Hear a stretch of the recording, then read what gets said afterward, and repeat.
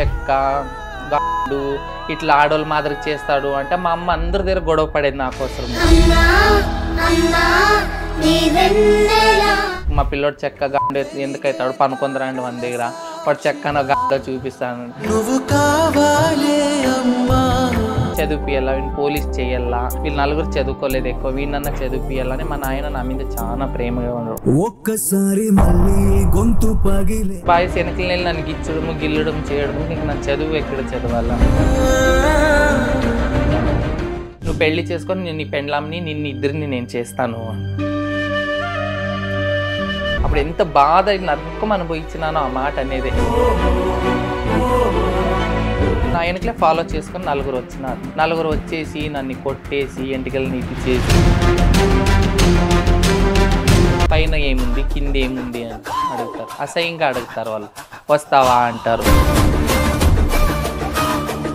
కొంతమంది డిమాండ్ చేస్తూ ఉంటారు, ఇవ్వకపోతే రోడ్డు మీద బట్టలు ఇప్పుతామంటారు, కొడతామంటారు. వస్తావా అని తర్వాతే మేము ఎత్తి చూపించేది మేడం. నాను అంటే ఇష్టము, నిన్ను ఇడిచి ఉండలేని, చిన్ను బంగారు గింగారు అది ఇది అని. ఎవరో ఒక ఆడపిల్ల కానీ లేదంటే అబ్బాయికి కానీ ఒక జీవితం ఇద్దాం అలా మీకు ఎప్పుడైనా అనిపించిందా? యాక్చువల్లీ నేను సాక్కుంటున్నాను నా కూతుర్ని.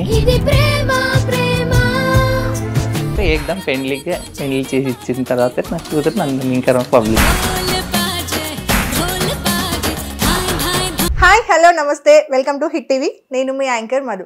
ఈరోజు నాతో పాటు ఒక స్పెషల్ గెస్ట్ ఉన్నారనమాట.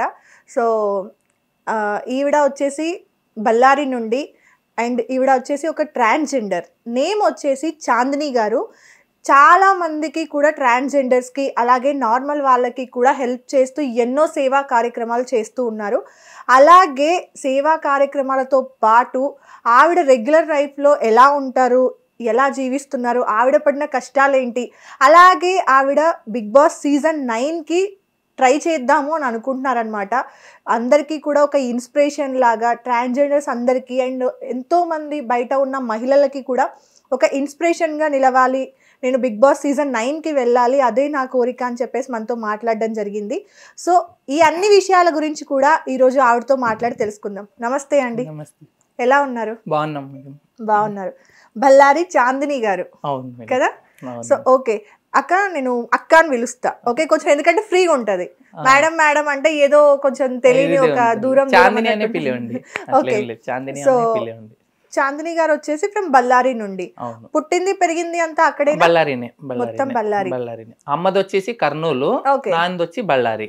ఓకే, అమ్మ కర్నూలులోను చిన్నప్పుడు అక్కడ కొంచెం పెరిగినాను, 5 years 10 years వరకు. మళ్ళీ బళ్ళారిలోనే ఉన్నా. ఓకే, ఏం చదువుకున్నారు? నేను 5వ class చదివినాను అంతే.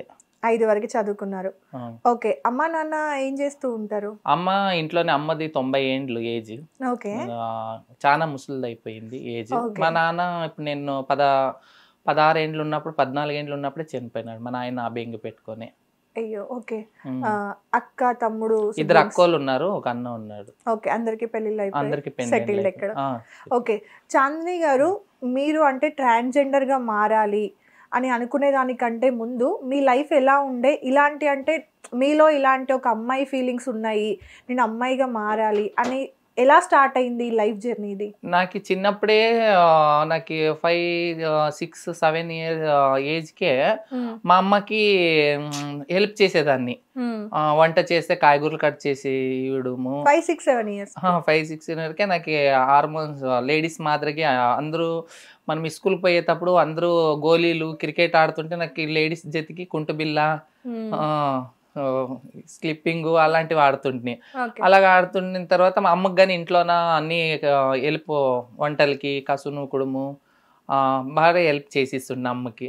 అట్లే 10 years 12 years వచ్చిన తర్వాత నా హావభావాలన్నీ లేడీస్ మాదిరిగా చేంజ్ అవుతుండే.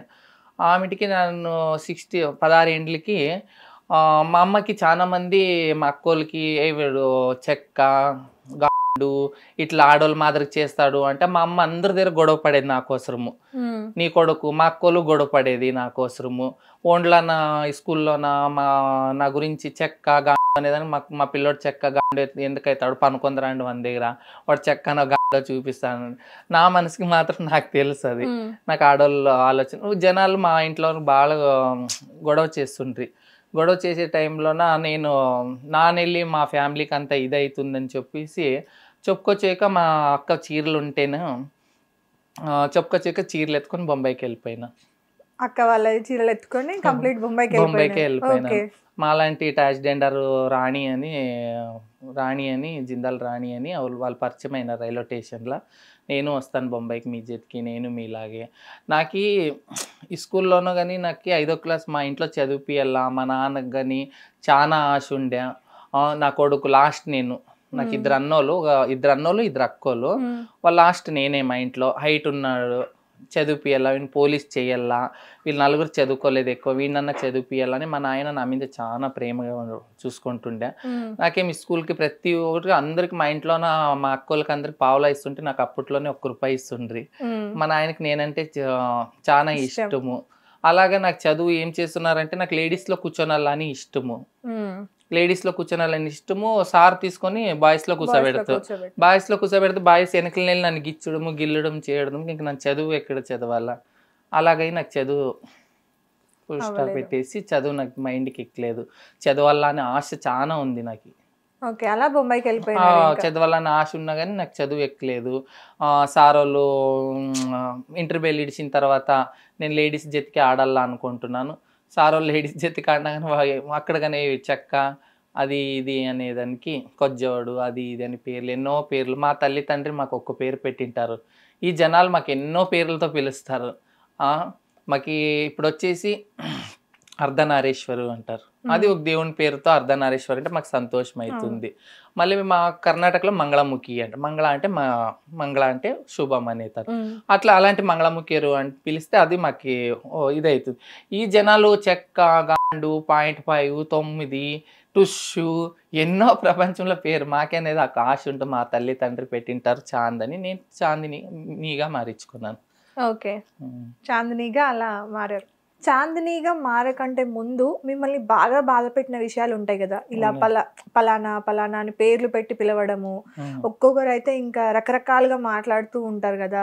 కొంతమంది అయితే నేను విన్నాను లైఫ్ స్టోరీస్, వీళ్ళ బట్టలు ఇప్పి చూస్తే బాగుండు, వీళ్ళ అమ్మాయి తెలుస్తుంది అబ్బాయి తెలుస్తుంది అని చెప్పి రకరకాలుగా. అంటే ఇక వాళ్ళ నోటికి హద్దు పద్దు అనేది ఉండదు. సో వాయి వరుస లేకుండా మాట్లాడుతూనే ఉంటారు కదా. అలా మిమ్మల్ని బాగా బాధ పెట్టిన విషయం ఏదో ఒకటి ఉండుంటది. దాని వల్లనే అమ్మా నాన్నకి ఆన్సర్ చెప్పలేము. ఇలాంటి మాటలు పడుతున్నప్పుడు వాళ్ళు ఇంకా నరకం చూస్తూ ఉంటారు. సో ఇవన్నీ చూడలేకనే పాపం ఏం చేయాలో తెలియక ఇలాంటి సిచ్యువేషన్స్ లో ఉన్న వాళ్ళు ఇంట్లో నుండి పారిపోతారు. అలాంటి సిచ్యువేషనే మీది నాకు మీరు చెప్తుంటే అర్థమైంది. ఎందుకంటే ఇంట్లో నుండి పారిపోవాలన్న ఆలోచన రావడానికి ఇలాంటివే కారణం అవుతాయి. భయము, బాధ, చచ్చిపోలేక, బ్రతకలేక, ఫేస్ చేయలేక, ఏం చేయాలో అర్థం కాక, జనాలను ఎదిరించలేక పారిపోతారు అక్కడి నుండి. సో అలా మిమ్మల్ని బాగా బాధ పెట్టిన సిచ్యువేషన్స్ ఉన్నాయా? నాకు బాగా బాధ పెట్టిందంటే మేడం, మా ఇంట్లో నాకు పెళ్ళి అంటే ఇష్టం లేదు. నాకు పెళ్ళి అంటే ఇష్టం లేదు. నా మనసుకి నేనే ఒక లేడీస్ అనుకుంటుంటే మా ఇంట్లో బలవంతంతో నన్ను పిల్లిని చూసి తీసుకుపోయినారు. పిల్లిని లేకపోతే మేము ఇసిం తాకి చనిపోతాము, నువ్వు చేసుకోనాలి, మాకు మర్యాద పోతుంది, నువ్వు పెళ్లి చేసుకుంటే చేంజ్ అవ్వచ్చు, పిల్లలు అవుతారు. వాళ్ళు నా తల్లి తండ్రి మా అక్క వాళ్ళందరూ నా మంచి కోరే కదా, నాది ఒక లైఫ్ అవుతుంది, పిల్లలు అయితే వీళ్ళ తండ్రి అవుతాడు అది అని వాళ్ళు నా గురించి ఆలోచించింది మంచిదే. నాకు అది ఆశ లేదు. నాకు ఒక లేడీస్ని చూసే ఆకర్షణ లేదు. నాకు ఒక బాయ్స్ని చూస్తేనే ఆకర్షణ ఉంటుంది కనుక నా మనసుకే నేను లేడీస్ అనుకుంటాను. నేను ఒక పిల్లి జీవితము నాశనం చేయాలా అని చెప్పేసి నాకు వద్దు అనుకో. నేను ఇంకా పెళ్లి చేసుకోలేదు. నేను ఒక పోలీస్ అంటే హోంగార్డ్స్ పోలీస్ కాదు, హోంగార్డ్స్. తను ఏమనింది, ఇట్లే ఫ్రెండ్స్ చాంద్కి పిల్లిని చూసి వచ్చేకి వెళ్తారంట అంటే, వాడు నన్ను పిలిచే నీకు పిల్లిని చూస్తారంట కదా, నువ్వు పెళ్లి చేసుకొని నేను నీ పెండ్లాంని ఇద్దరిని నేను చేస్తాను. అప్పుడు ఎంత బాధ నరకం అనుభవించినానో ఆ మాట అనేది. అన్ని చేస్తాననేది కాదని నా పెండ్లామని కానీ చేస్తాను, ఇంకా నేను చేసుకోలేదు పెండ్లి, మరి పిల్లిని చూసే పోతారనేదే ఈ డైలాగ్ ఇచ్చినాడు. రేపు పొద్దున ఒక పాపని పెళ్లి చేసుకున్న తర్వాత ఆ పిల్లికి దర్గాకి తోలుకపోవాలి, గుడికి తోలుకోవాలి, చర్చికి తోలుకోవాలి, లేకపోతే ఏదైనా ఫిలిం కన్నా మార్కెట్ కన్నా తోలుకోవాలి, షాపింగ్ కన్నా అలా టైంలో ఇప్పుడే ఇంకా చేసుకోకున్నప్పుడే నా పెండ్లం గురించి ఇట్లా మాట్లాడినాడు. నేను చేసుకున్న తర్వాత ఎంతమంది నా పెండ్లం వెంట పడిపోతారో నేను లేకున్నప్పుడు. అవును, ఒక పాపది ఒక లేడీస్ జీవితం నాశనం చేయకూడదు. నా జీవితం నాశనం అయినా పర్వాలేదు, ఒక పాప జీవితం నాశనం చేయకూడదు. నా జీవితం నేను నాశనం చేసుకున్నాను.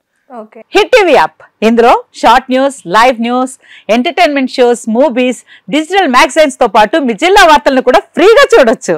అంతేకాదు కేజీ నుంచి పీజీ వరకు విద్యార్థులకు స్కాలర్షిప్ కూడా అందిస్తున్నాం. ఇంకెందుకు ఆలస్యం, వెంటనే హిట్ టీవీ యాప్ ని డౌన్లోడ్ చేసుకుని ఫ్రీగా ఎంటర్టైన్మెంట్ పొందండి. Hit TV app. Hit TV app. Please download hit TV app. Hit TV app ని ఫ్రీగా డౌన్లోడ్ చేసుకుని ఎంజాయ్ చేయండి. మీకు నచ్చిన ఎంటర్టైన్మెంట్ కోసం హిట్ టీవీ యాప్ ని ఫ్రీగా డౌన్లోడ్ చేసుకుని ఎంజాయ్ చేయండి. హిట్ టీవీ యాప్ ని డౌన్లోడ్ చేసుకుని ఆస్వాదించండి, ఆశీర్వదించండి. ఇంతమంది సెలబ్రిటీలు హిట్ టీవీ యాప్ ని డౌన్లోడ్ చేసుకోండి అని చెప్తున్నారంటే ఎంత మంచి యాప్ ఆలోచించండి. అమెరికా అమెరికా అమెరికా అమెరికాలో చదవాలనుకునే వాళ్ళకి విశ్వసనీయమైన పేరు మన శౌర్య కన్సల్టెన్సీ. UK లో 1 year masters, UK లో 1 year masters, 2 years work permit up to 5 years visa. Contact Saurya Consultancy. Contact 89851 89851.